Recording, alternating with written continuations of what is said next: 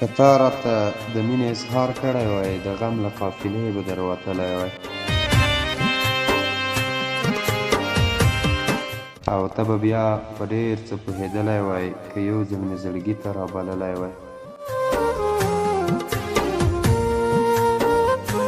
مغروره که دې سم تر لاس نیولی وای د وخت بادو به ولې درنه وړی وای